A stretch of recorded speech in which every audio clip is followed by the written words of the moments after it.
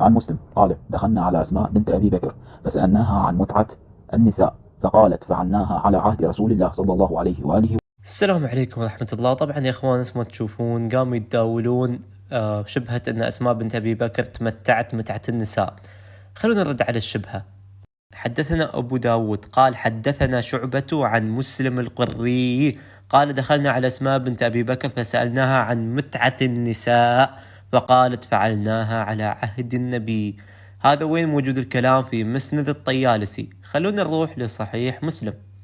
في صحيح مسلم يقول لك إن حدثنا ابن المثنى وحدثنا عبد الرحمن وحدثنا ابن بشار وحدثنا محمد يعني ابن جعفر عفوا، جميعا عن شعبة، جميعا حدثوا عن شعبة بهذا الإسناد. فأما عبد الرحمن بن مهدي ففي حديثه المتعة ولم يقل متعة الحج. يعني عبد الرحمن بن مهدي قال فقد المتعة في حديثه، ما ذكر متعة النساء أو متعة الحج. وأما بن جعفر قال شعبة قال مسلم القري: لا أدري متعة الحج أو متعة النساء. يعني مسلم القري تشكك في الأمر، ما يدري متعة الحج أم متعة النساء.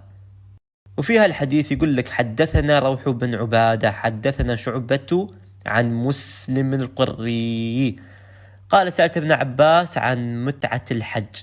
يعني هناك ذكر متعة النساء وهني ذكر متعة الحج، فرخص فيها. المهم أم ابن الزبير أي هي أسماء بنت أبي بكر قالت إن رسول الله رخص فيها، أي رخص في متعة الحج.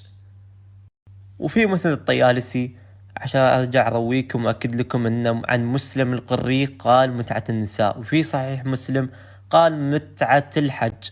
فأي أنه تشكك في الأمر ولا يدري إذا كان متعة النساء أم متعة الحج. فيعني لفظ متعة النساء انفرد فيه الطيالسي وقد خالف فيه من هم أكثر عددا وأحفظ منه، مثل غندر وعبد الرحمن بن مهدي وروح بن عبادة. والحين خلونا نرجع للتاريخ عشان نشوف هل يصير أن أسماء بنت أبي بكر رضوان الله عليها أن تتزوج زواج متعة. في كتاب موسوعة التاريخ الإسلامي، كتاب شيعي لمحمد اليوسفي، يقول أن ابن الزبير في خطبة ابن الزبير قال: ما بال أقوام يفتون في المتعة. طيب إلى آخر عشان ما أطول عليكم. المهم نرد أولاها على أخراها. أما قولك في المتعة يعني متعة الحج، فاسل أمك تخبرك يا اسماء بنت أبي بكر فإن أول متعة سطع بمرأة. المهم، وهذا كتاب شيعي آخر اسمه ابن عباس وأموال البصرة. المهم يقول لك: ويضاف لذلك أن الرواية تتهم الزبير بأنه قد تزوج أسماء متعة، وذلك غير صحيح لأن الزبير قد تزوج أسماء معلنا زواجا دائما زوجه إياها أبوه. وطبعا لم يثبت في كتبهم أن أسماء تزوجت زواج متعة، أبدا لم يثبت في كتبهم. وهو طبعا هي توهق قال: وإرادة المتعة الحج غير صحيح أيضا بعد تصريح الرواية نفسها بمتعة النساء، ووضحنا رواية متعة النساء.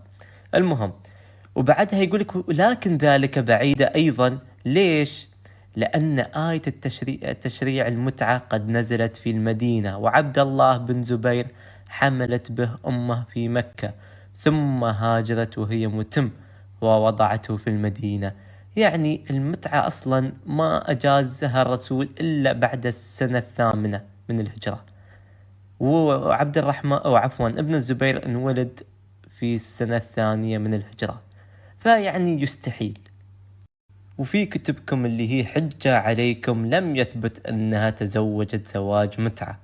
وفي كتبنا نفس ما رويناكم مسلم القري استشكل عليه الأمر، تشكك في الأمر، وأخذنا بالقول الصحيح والأرجح، ومن ناس أوثق من الطيالسي قالوا إنها متعة الحج.